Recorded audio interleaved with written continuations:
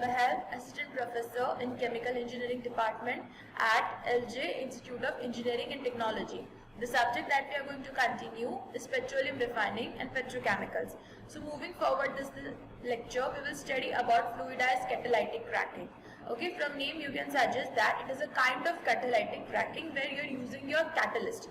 Okay, now you can see your unit, okay, that fluidized bed unit, it is divided into two parts. One is your reactor and second is your regenerator. Okay, in your reactor you are carrying out your cracking process with the help of a catalyst, whereas in a regenerator you are regenerating your catalyst. A continuous regeneration is always there. So your cracking is what? It is an endothermic reaction. Okay, whereas your regeneration, it is a exothermic reaction. Now the components of reactor are what? Those are riser and a cyclone separator, whereas in a regenerator it is nothing but a fluidized bed, okay, where your regeneration occurs of your catalyst. So this is the arrangement of your FCC unit. So you can see that in reactor your reaction occurs, okay, from the riser. Okay, riser is what? It's a lift media. Your fuel, you are sending it there with the catalyst. Okay, so it creates a contact between hydrocarbon vapor and the catalyst. Okay, and inside is your cyclone separator, cyclone unit, right? Now you can see that the spent catalyst, okay, that is the used catalyst, it is sent to the regenerator. In regenerator, again you are passing your air from the bottom. So because of that, fluidization occurs, okay, the dense phase. It creates a dense phase of air in your catalyst particles. So that way, by the use of fluidization, you are carrying out your regeneration process, okay.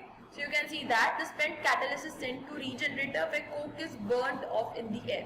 Of course, in your catalyst, the active sites which are present, after cracking, coke deposition occurs. So in regeneration, what you are doing, you are burning off that coke in presence of excess air. So from top you can see of the regenerator, you are getting your flue gases like carbon dioxide, carbon monoxide, these gases are obtained. That way you have burnt off your coke. Now that regenerated catalyst is again sent back to the reactor. So the catalyst temperature is how much it is raised? It is up to 620 to 750 degrees Celsius, right? So low catalyst temperature will give you partial combustion, it means CO will be formed. So high temperature has to be kept. So this way your regeneration occurs of the catalyst. Now you can see the reactor again, as we discussed, it comprises of riser and a cyclone unit. Okay, the riser, the part, what is its importance? That it creates contact between hydrocarbon vapors and the catalyst. Of course, when contact will be there, then only then your reaction will proceed. Okay, now the use of cyclone unit is what? To separate your hydrocarbon vapors and the catalyst. Okay, followed by the steam stripping. So this was about your FCC unit. The next topic is hydrocracking. So in this reaction, your heavy molecules, they react with hydrogen and it breaks into lighter hydrocarbons. So the feedstock is what? Gas oil and your coker distillate, whereas the product forms a high quality jet fuel and diesel, right? Your overall reaction is exothermic. Now talking about the catalyst, it is promoted on silica alumina sites of the catalyst and hydrogenation, okay? It is promoted by palladium, molybdenum sulfide or tungsten sulfide compounds. So these are the range of your catalysts which you can use.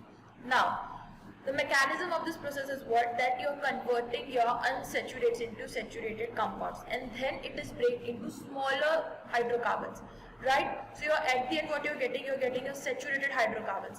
Hence, now if you have to increase the octane number, what we saw, that branching increases the octane number. So now you have to use either your reforming or catalytic cracking, right? So this was about your hydrocracking. Now, since the catalysts get poisoned with organic nitrogen compounds, so hydrotreater catalytic reactors are used before hydrocracking to safeguard the catalyst. Of course, we studied about in first chapter also that sulfur, nitrogen, these are poisonous to your catalyst. So along with your hydrocracking unit, you use your hydrotreater or these treatment processes to remove these toxic substances. Now, operating conditions of your hydrocracking reactor are 340 to 425 degrees Celsius and 70 to 200 bar. So this is your flow sheet diagram. Here you can see that feed with an excess hydrogen, okay, it is sent to heater where you are achieving your temperature and pressure conditions, okay. Then in reactor you are carrying out your hydrocracking reaction. Now, of course, some amount of small off gases are also formed. So you are taking out your off gases in your fractionator, and in the bottom you are getting your product. Okay, now with these gases, okay, the impurities like sulfur, nitrogen, these gases are also taken out. So at the end what you are getting your treated product. Okay, of course you are getting your cracked product. Along with that, these toxic gases are also taken out. So this was about your hydrocracking unit. Now reactions in hydrocracking unit. So first is your saturation of olefins. Of course, this converts your unsaturated compound into saturated compound. So you can see that CnH2n, it gives you CnH2n plus 1. It means your alkene is now converted into alkane. Second is unsaturated ring to saturated ring. Similarly for ring compounds also, you are getting your saturated ring. Detachments of side chains. For example, styrene, okay, with the ring structure you are having a alkyl group attached to it. Okay, that is a side chain. So that side chain detaches from your ring structure. Then the isomerization also occurs with the help of hydrogen. So here you can see that C4H8, okay, butene. When it reacts with H2, you get your isobutane. Okay, along with saturation, isomerization has also occurred. Now the undesirable reaction here is what? Coking. Okay, formation of coke is your undesirable reaction. Now the next topic is reforming. So in reforming, all those processes come into account whose sole purpose is to upgrade the octane number of your gasoline. So that is your reforming process. This process rearranges or restructures the hydrocarbon molecule in naphtha feedstock, as well as breaking some of the molecules into smaller molecules. So not a particular reaction is taken here, okay, it is a set of, it is a combination of all such reactions which increases the octane number. Okay, so the overall effect is that the product reformate contains hydrocarbon with more complex molecular shapes having higher octane values than the hydrocarbons in the naphtha feedstock. So in short, you are changing the structure of your hydrocarbons. Okay, like suppose butane is there, you are converting it into isobutane. So that isomerization is a form of reforming reaction. Okay, so you have changed the structure here and it has increased the octane number. So those reactions are included in your reforming reaction. So now catalytic reforming, of course, when any of your reforming reaction is done in aid of catalyst, so that is your catalytic reforming. So let's see, these process convert straight run naphtha, okay, from C6 to C10 unit, okay, straight chain paraffins and naphthens to gasoline components of high ND-NOx quality. Okay, either you have then converted into aromatics or naphthenes, okay, or isoparaffins. So these components are having your now high octane number. Another one is manufacture of hydrogen and LPG as the byproducts. Next is alkane and cycloalkanes are selectively converted to aromatic hydrocarbons. So these are what? These are included in your catalytic reforming. Now transform low octane naphtha to high octane reformate. The reaction temperature is generally 700 to 800 Kelvin and the pressure is 70 to 450 psi. The reaction is carried out in hydrogen atmosphere even though hydrogen is one of the product. Okay, of course here you can take into example dehydrogenation. Okay, saturated compounds are getting converted into unsaturated compounds. So what is a dehydrogenation? So hydrogen is also one of your product. Here reforming is your primarily endothermic reaction. So these are certain points you have to remember about catalytic reforming. Now the reactions which are included in your catalytic reforming are first of all dehydrogenation. Best example is you're converting your cyclohexane to benzene. Okay, you're converting your cyclic ring into an aromatic. Second is isomerization. Normal hexane gives you 2-methyl pentane. Okay, from straight chain you formed a isoparaffin. As branching increases, octane number increases. So our aim is achieved here. Paraffin cracking. Now you are converting your heavy molecules into smaller molecules. Okay, so you can say that C8H18 gives you butene and hydrogen. Hydrogenation of the unsaturates also, right? C4H10 plus H8 plus H2, it gives you C4H10. Okay, that is also included in your catalytic reforming. Okay, so sometimes for creating a blend, you need to have some amount of saturates also. For those kind of reactions, for those kind of blend need, we are sometimes carrying out hydrogenation also.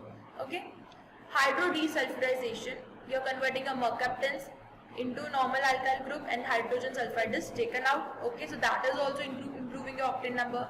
Then other are denitrogenation, deoxidation. Okay, so hydro desulfurization, nitrogenation, deoxidation. These are what? These are treatment reactions. Okay, which are taking out your impurities. Now the reaction condition, catalyst and feedstock which are used. So of course, different reactions have different kinds of operating conditions. Suppose when you are doing your dehydrogenations, okay, then your condition is what? That you have to keep your pressure low and temperature should be high. For isomerization, you need your mid-level of pressure and temperature condition, okay, intermediate.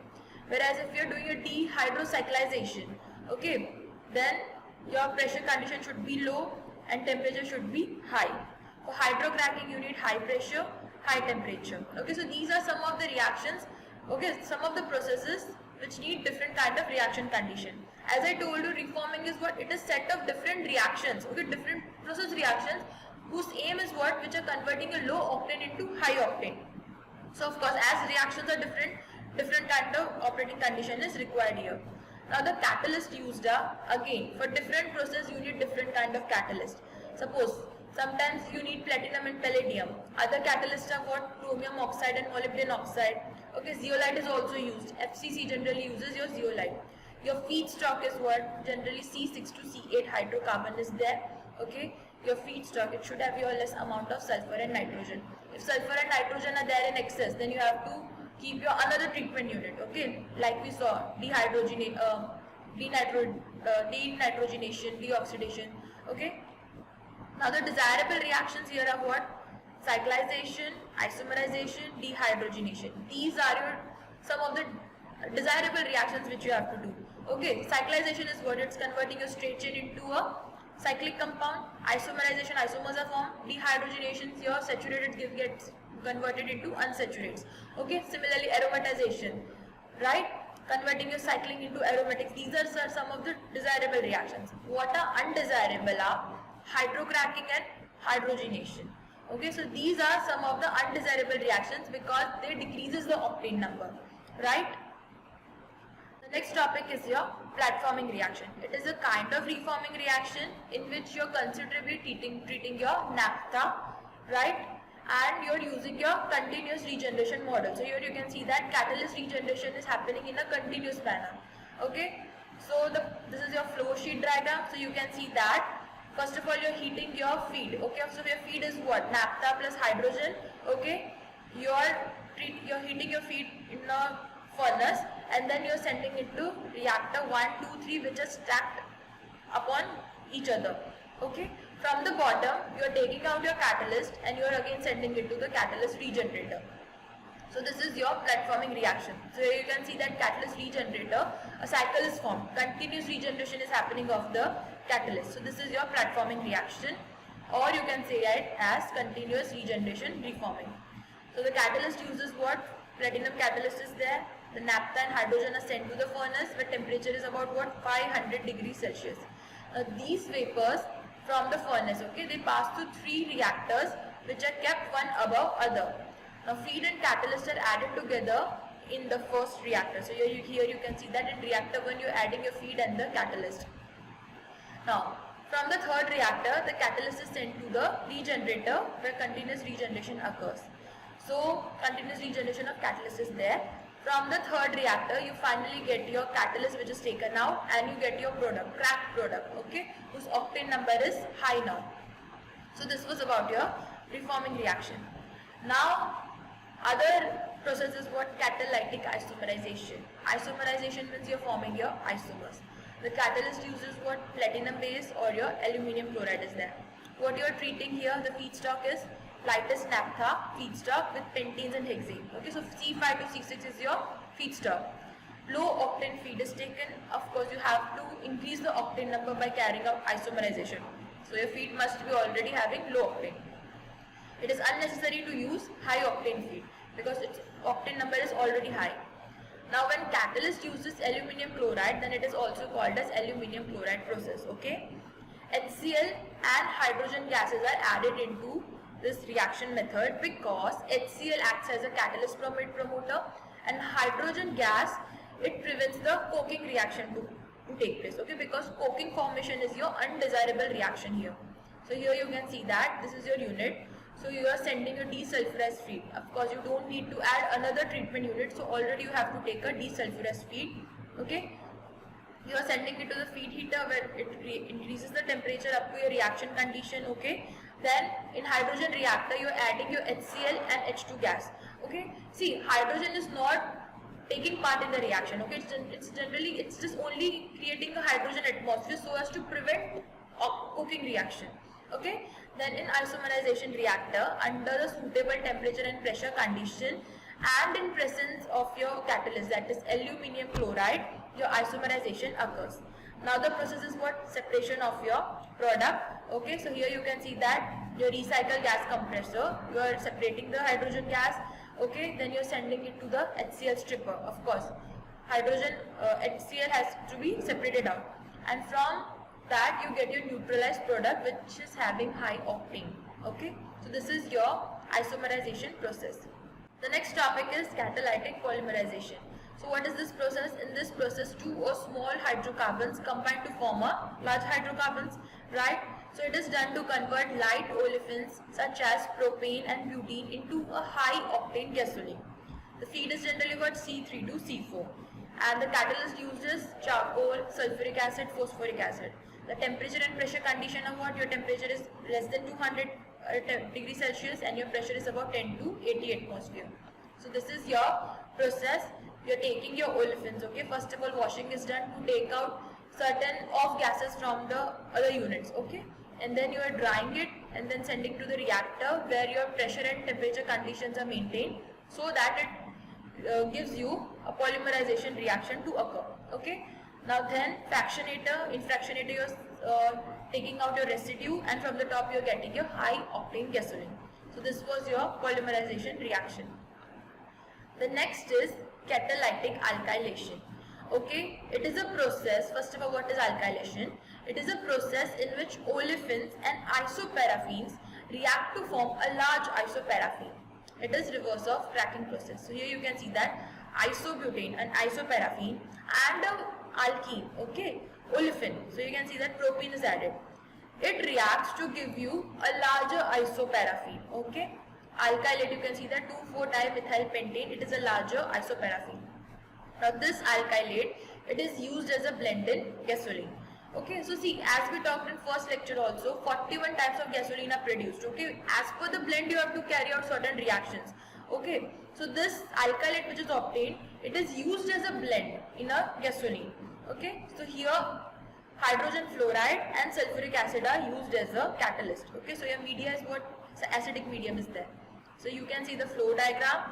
Okay, you're taking your isobutane and the olefins, sending into the reactor where temperature and pressure conditions are maintained, then send to the acid settler where you're adding your acid. Okay, acid catalyst is added, then your product separation is done. From the top you get your certain of refinery of gases like LPG, propane, these are the gases obtained, and alkylate is obtained.